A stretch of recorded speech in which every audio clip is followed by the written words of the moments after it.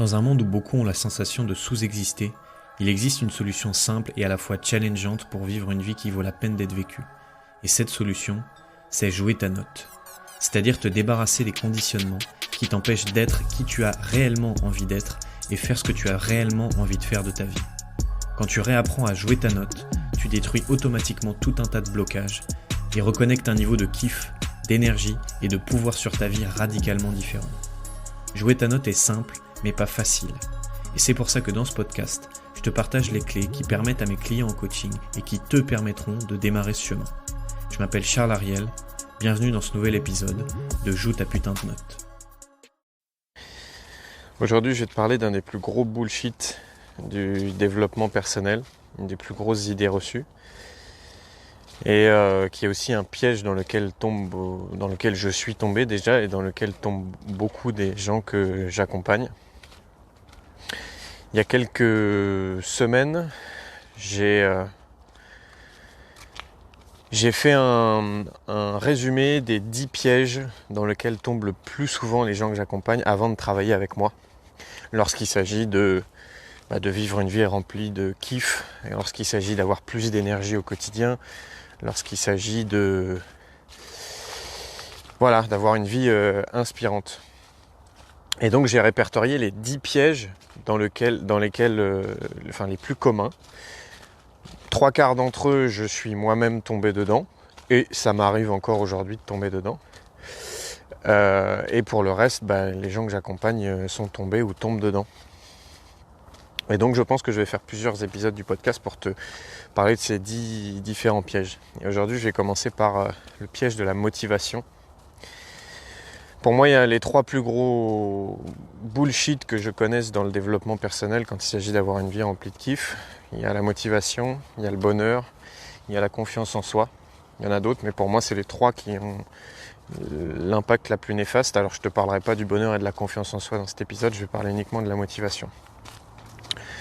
C'est un peu le problème de notre époque. Ce fameux manque d'énergie, ce fameux manque de motivation, les montagnes russes, avoir une énergie qui fait le yo-yo, cette sorte de fatigue chronique où parfois je suis motivé, puis parfois, tout est un effort pour moi. Et souvent à ce moment-là, on se met à se poser la question, on se met à se dire « je suis pas motivé en ce moment, comment je pourrais être motivé ?» et où est-ce que je pourrais trouver de la motivation. Et en fait, quand tu te poses une mauvaise question, tu as souvent une mauvaise réponse. Parce que te poser cette question, où est-ce que je peux avoir de la motivation, comment est-ce que je peux être motivé, c'est justement la cause du fait que peut-être aujourd'hui tu manques d'énergie. Parce qu'en fait, là où la motivation va pêcher, c'est que c'est pas ça qui va te permettre d'avoir une énergie durable. Pourquoi ? La motivation, si je te prends la définition de la motivation, c'est fournir un motif, une raison qui pousse. Définition de motiver, fournir un motif, une raison qui motive, qui pousse. Quand tu écoutes cette définition de motiver, tu comprends que la motivation, c'est quelque chose d'extérieur à toi. Fournir un motif, une raison qui motive, ça veut dire que tu vas avoir besoin d'une intervention de l'extérieur pour avoir l'envie de passer à l'action. Et que si tu n'as pas cette source de motivation extérieure, tu ne vas pas avoir envie de passer à l'action. Et forcément, quand tu places ton bonheur, ton niveau d'énergie, ton niveau de confiance en toi ou n'importe quoi à l'extérieur de toi, forcément, c'est là que tu commences à galérer. Puisque tout ce qui est à l'extérieur de toi, tu n'as pas de pouvoir dessus, ou en tout cas peu de pouvoir dessus. Et donc, quand tu commences à aller dans cette quête de « je veux être motivé », en fait, tu vas aller chercher à l'extérieur une énergie que tu pourrais avoir à l'intérieur. Donc la motivation, c'est quoi ? Ça peut être un ami qui te motive. Voilà, tu es un peu en bad ou tu n'as pas trop d'énergie, puis tu as un ami qui te rebooste. Ça peut être une musique qui te motive. Tu avais la flemme de faire ta séance de sport, puis tu mets tes écouteurs, tu trouves une musique motivante et hop, ça te donne un peu d'énergie. Ça peut être du café, ça peut être de la vitamine C, ça peut être de la Red Bull. Ça peut être ton patron qui te dit eh bien si tu atteins cet objectif-là, tu auras une promotion de 300 €. Ou à l'inverse, tiens, si tu atteins pas cet objectif, eh ben t'es viré. Ça, c'est la motivation.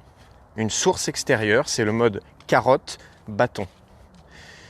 Soit tu vas gagner quelque chose de suffisamment important pour toi qui va te donner envie de passer à l'action, gagner plus d'argent, gagner de l'amour de quelqu'un, gagner de la reconnaissance, gagner voilà. Soit tu vas agir parce que tu vas avoir peur de perdre quelque chose qui est important pour toi. Aller vers, s'éloigner d'eux. Donc tu vas avoir une raison extérieure qui va te faire aller vers le passage à l'action ou t'éloigner de la peur de perdre quelque chose qui est important pour toi. Et quand tu comprends ça, déjà tu comprends que ce n'est pas quelque chose qui va durer dans le temps. Parce que dès que tu vas avoir cette source de motivation, ça va être cool. C'est le principe des résolutions du nouvel an. Tu vois des amis autour de toi qui disent ah tiens ben moi je vais économiser tous les mois, ah puis moi je vais me mettre à la salle de sport, ah puis moi je vais arrêter de fumer, ah puis moi machin. Et tu as souvent un truc qui se crée en toi de bon allez, là c'est bon, je m'y mets, je me reprends en main, je vais faire ci, ça, je vais prendre telle résolution, je vais me fixer tel objectif. Et là tu es sous ce qu'on pourrait appeler un pic d'adrénaline. Sauf que le pic d'adrénaline par définition il va retomber. Et donc peut-être que pendant 3 jours, 1 semaine, 3 semaines, tu vas agir sous cet effet du pic d'adrénaline et puis au bout d'un moment ça va retomber parce que tu ne vas plus être motivé, tu n'auras plus cette source ou ces sources extérieures de motivation. Donc forcément ta motivation elle est extérieure, elle est irrégulière parce que ça ne dépend pas de toi, c'est à l'extérieur, et elle est limitée. Ton café va pouvoir te donner de l'énergie pendant 4 à 5 heures et une fois que tu n'auras plus les effets du café, l'effet sera limité. Ton patron, quand il va te dire si tu ne te reprends pas en main, tu vas être rétrogradé de poste, ça va avoir un effet limité. Et une fois que tu te seras repris en main, il te faudra une nouvelle source de motivation pour maintenir tes efforts dans le temps. Donc extérieur, limité et irrégulier. Et donc, qu'est-ce qu'on fait la plupart du temps ? Eh ben, souvent, les gens qui viennent me voir, j'en ai appelé récemment, qui me disaient moi, tu sais, à l'époque, j'avais pas d'énergie, du coup, j'allais sur YouTube et puis j'allais écouter des vidéos de conférenciers ou de speakers américains qui te boostent, qui te motivent. Et c'est génial parce que c'est vrai que quand ces mecs-là, tu les écoutes, pendant 1 heure, voire la journée, tu sens un élan en toi, tu as un truc qui se branche, mais sauf que en fait, à moins que tous les matins tu te fasses pas une tartine de vidéos de motivation pendant 1 heure, dès que cette source de motivation disparaît, il n'y a plus rien. Il n'y a plus rien. Et c'est là que tu commences à t'auto-flageller parce que tu te dis mais attends, le mec il m'a motivé, il m'a dit non mais il faut persévérer, il faut atteindre ses objectifs, il faut machin. Je me sentais reboosté et là, plus rien. Et tu vas commencer à croire qu'il y a un problème avec toi. Et ça c'est un des pièges que je vois le plus, c'est rechercher à être motivé. La motivation va te faire tenir 2 heures. La motivation va te faire tenir 10 heures. La motivation va te faire tenir 2 semaines. Mais la motivation ne va pas te faire tenir 1 an, 5 ans, 10 ans, 50 ans. Parce que, encore une fois, tu es en train de placer ton pouvoir à l'extérieur de toi. Et donc tu vas me dire, du coup Charles, je cherche pas à être motivé, donc je cherche quoi ? Il y a une énorme différence entre motivation et inspiration. Est-ce que tu te rappelles tout à l'heure de la définition que je t'ai donnée de motiver ? Fournir un motif, une raison qui motive, qui pousse. Décidément, j'ai du mal avec ce mot. Inspirer. Affecter. Parce que j'avais fait un screenshot justement de la définition. Pourquoi je vois ça ? Affecter, guider et éveiller par l'influence divine. Remplir d'émotions vivantes ou exaltantes. Une influence divine sur les êtres humains pour donner à la vie le souffle de Dieu. Est-ce que tu entends que cette définition est déjà radicalement différente de motiver ? Alors, tu peux mettre de côté le truc de divin on s'en fiche, il n'y a pas besoin de...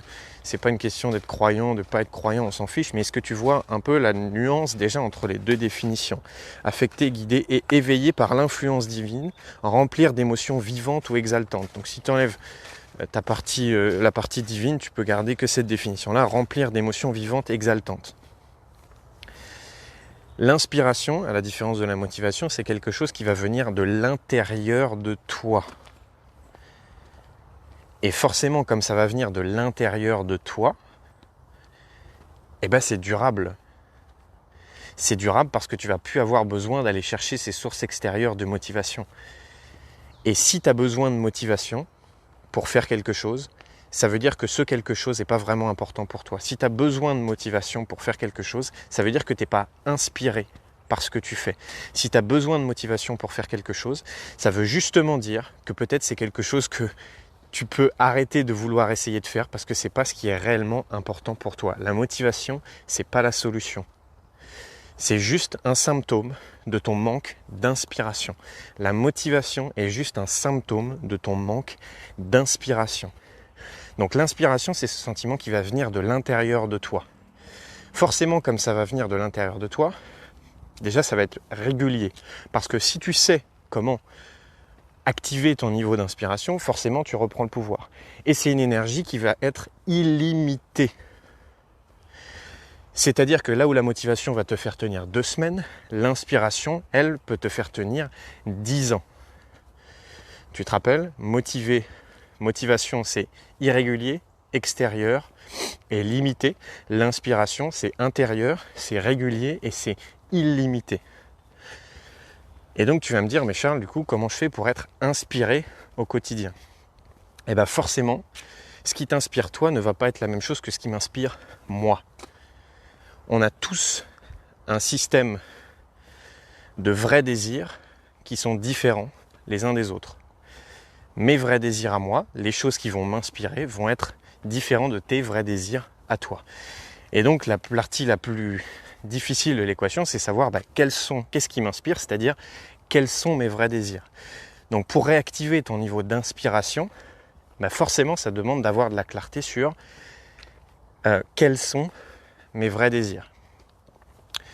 Ça, tu as 2 solutions pour le faire. La première, c'est de le faire seul, de te poser certaines questions qui vont te permettre de trouver là où tu es naturellement inspiré pour faire les choses, de t'auto-observer en permanence, de documenter les moments, les films, les musiques, les personnes où tu sens monter des larmes d'inspiration, pas des larmes de tristesse ou de joie, mais des larmes où tu te sens inspiré, et ça va être de l'auto-observation, ou alors en te faisant accompagner. C'est ce que je fais dans mon programme, moi, qui s'appelle la métamorphose. La première chose qu'on fait chez les gens qui rentrent dans la métamorphose, on détermine leur vrai désir pour qu'ils puissent avoir une extrême clarté sur « Ok, moi je sais que ce qui m'anime, c'est ça, ça, ça et ça. » Tout le reste, j'ai pas besoin de mettre mon focus dessus.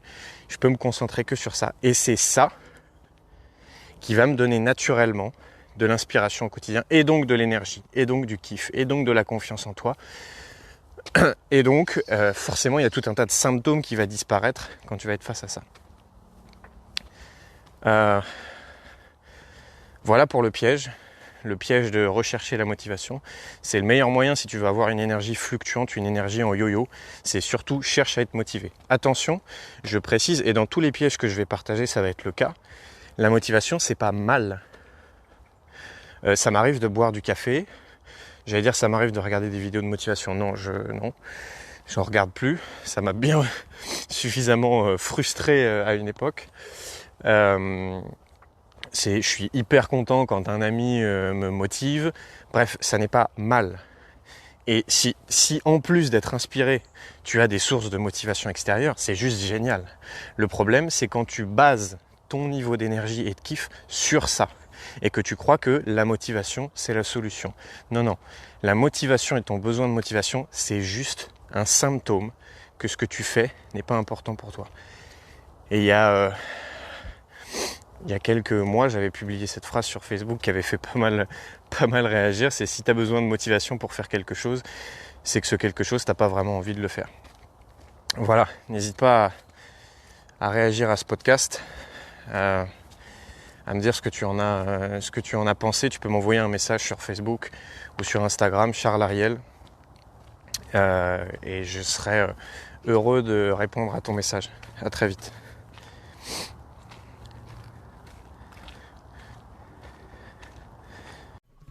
Comme dirait une de mes anciennes clientes, absorber du contenu c'est bien, mais ça suffira pas à te transformer en profondeur.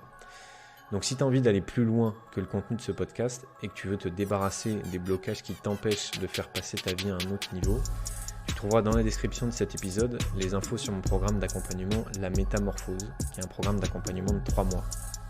Je pense que le meilleur moyen que tu vois si ce programme il est fait pour toi, c'est juste que tu regardes les avant-après vidéos que tu trouveras en cliquant sur le lien.